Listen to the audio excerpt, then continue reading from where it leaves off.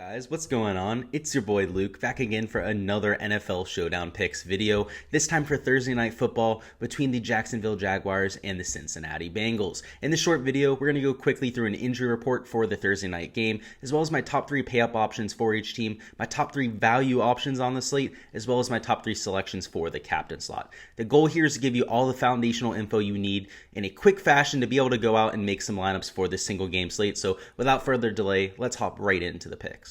And now getting into the picks, kicking it off with our injury report. We don't really have too much to note from each side, but in terms of the Bengals side of things, we do have T. Higgins as questionable right now. He has not practiced so far this week, did not practice Tuesday either, so probably trending towards not playing. On the Jaguars side of things, we have O'Shaughnessy and Etienne put on IR, but we've known that for quite some time now. So especially with O'Shaughnessy, they already have a replacement in hand with Dan Arnold, so should be good to go. And overall, pretty healthy teams here. You know, at this point, week 4 of the season, it's actually rare to have everyone healthy like that. So good to see for both of those squads. In terms of the over-under here, we have a 46-point game, which is one of the lower scoring games on this week. I mean, obviously, anytime you get a mid-40s type of score, it's not really something that we're looking at in fantasy, at least for a full set of slates, right? But here for the single game slate, we're definitely going to be focusing a little bit more on the running side of things, on the people that we know are going to have consistent roles. Just because we're not expecting a shootout, we're not expecting some of these third, potentially even backup running backs to go out and get some touchdowns. So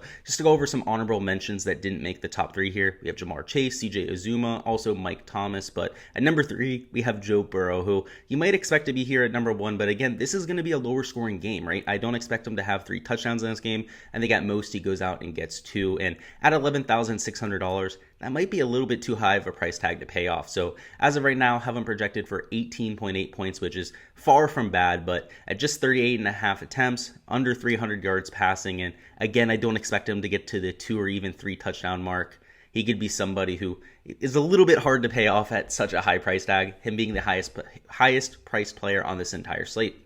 At number 2, we have Tyler Boyd at $7,400, who has a much more appetizable price tag. He's also projected for 16.1 points, which is really solid. He has a very consistent role in this offense, especially if Higgins does not suit up. So at a 5.9 catch projection, also projected for over 75 yards and nearly a touchdown in half of games. I really like that consistency right there. Again, with Higgins out, he's going to be getting a lot more targets out of the slot. We saw that against Pittsburgh with somebody who he really targeted there on third down. So definitely like him in this matchup against the Jaguars. And at number 1, we have Joe Mixon at an even $11,000. So if I'm going to go and spend up for anyone on this Bengals side of things, it's definitely going to be Joe Mixon.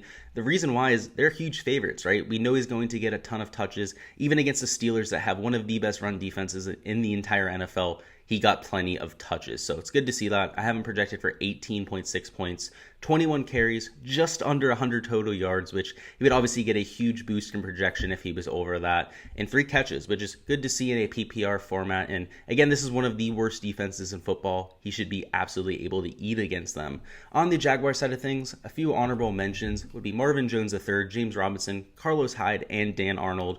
All of them really consistent parts of this offense. There's just so many parts of this offense to target. You know, they're super high volume. They're going to go out, run a ton of plays, and that's very good for fantasy. So I'm definitely going to be living on this side of the ball. I'm probably going to be using only 2 Bengals in my lineups, even though I think they win, just because the Jaguars are such a high volume offense. They don't necessarily have to put up a ton of points to succeed. So at number 3, we have Laviska Shenault III at $6,600. I don't love the projection at 13.2 points, but the reason why he makes this list over people with higher projections like Marvin Jones III, James Robinson, is just because of his potential, his ceiling. He's somebody who can take a 5-yard slant and turn it into an 80-yard touchdown. They give him carries out of the backfield. They just try to get the ball in Shenault's hands as much as humanly possible. He's just an athlete, somebody who out of UCF was an absolute stud in college. So I'm projected right now for 4.5 catches, 65.5 yards, and a touchdown in a third of games. So you really like to see that. Somebody who, again, is going to get that upside every once in a while. And if he's able to do that here on this single game slate, you will definitely need to have him. At number 2, we have Trevor Lawrence at $10,400, and I'm a little bit more prone to going to Lawrence here. That price difference between him and Burrow is definitely big enough to make a difference in your other slots. So at 17.6 points, I definitely have a lot more belief in Trevor Lawrence in this instance. And again, a lot of that has to come with the opportunity as well. I haven't projected for more attempts, 43 and a half, almost 300 yards passing, and right around the same amount of touchdowns, 1.7. I do expect them to lose this game. The Bengals have a much better defense than this Jaguars squad. The Bengals are going to let up quite a bit of yardage. We even saw that with the Steelers offense towards the end of the game, which has been atrocious to this point, but they did a really good job at keeping them out of the end zone, kind of bun down when it gets down to the red zone. So Trevor Lawrence could end up struggling in those instances. But at number 1, we have DJ Chark Jr., who is an absolute stud at $7,200. This is a complete misprice. He should be the highest priced player on this entire team. So somebody at 16.5 projected points, at 5.2 catches, 78.5 yards, a touchdown in 60% of games. That is an absolute smash projection on this single game slate. He's somebody who, again, just like Shenault Jr., has very much so deep play threat, ceiling type performances in him in just one play. So I really like that at $7,200. And again, somebody who gets targeted by far the most on this team in the red zone. Marvin Jones Jr. might get targeted a little bit more outside of the red zone. He's somebody who's an outside the field threat, a little bit better of a route runner, but when you're trying to leverage that size, when route running doesn't really matter when you're in the red zone, DJ Chark Jr. is exactly who you're looking for. Now getting into our values, at number 3 we have Auden Tate at just $400. You're not going to get a better price tag on this slate, and I don't have him projected for anything crazy at 4.2 points, but his opportunity opens up a ton if Higgins ends up getting rolled out. So Auden Tate's not going to be the number 3 wide receiver on this team. That is going to be Mike Thomas, but at just $400, all Tate has to do is go out there and catch a ball or two, and he can easily pay that off. So as of right now, have him projected for 1.7 catches, just over 23 yards.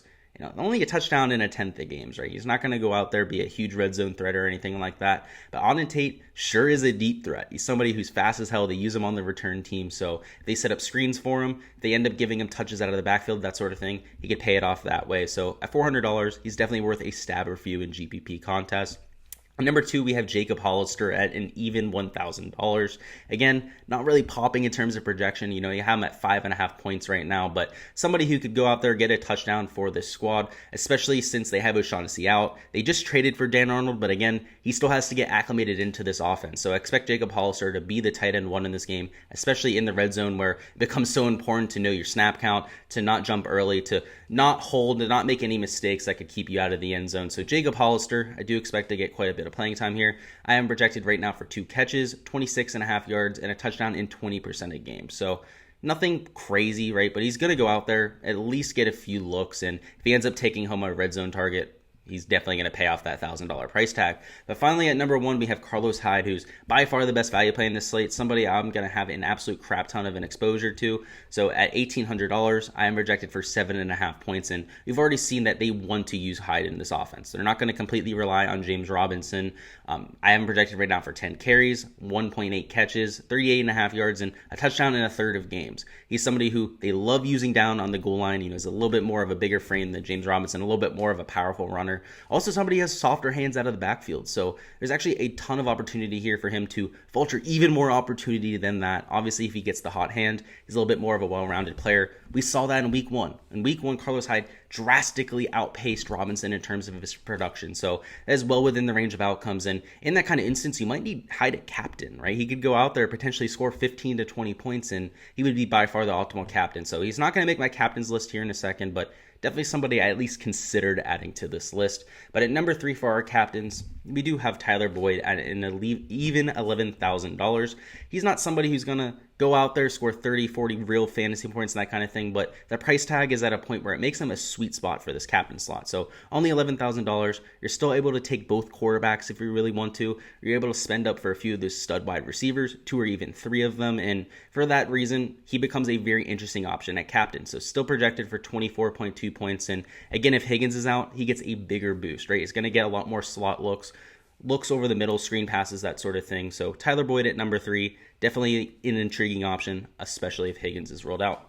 At number 2, we have Trevor Lawrence at $15,600. If I'm going to pay up for a quarterback at captain, it's going to have to be Lawrence, right? We're expecting his team to be playing from behind.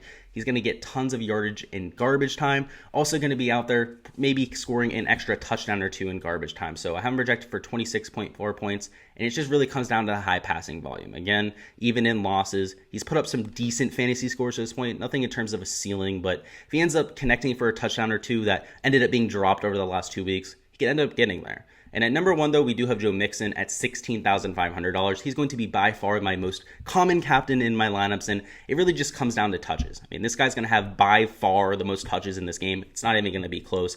I am projected right now for 27 touches, so at 27.9 projected points, you want the guy who's going to be getting these touches, especially in the red zone, especially somebody like Joe Mixon who's been as productive as he has. That's all I've got for the Thursday night picks, guys. Go ahead and let me know down in the comments who you're taking in the captain slot. I mean, obviously for me, it's Joe Mixon, but would love to get some debate down there, so go ahead and leave a comment. As always, guys, I appreciate the support a ton, and you guys stopping by for the video. If you guys haven't already liked the video and subscribed to the channel, make sure you guys go ahead and do so. Also, on my channel here on the GS Luke DFS channel, we have database content for the PGA Tour, UFC, NBA, and more, so make sure to check it out if you haven't already. Until I drop my Week 4 NFL picks and the rest of my NFL content this week, see ya.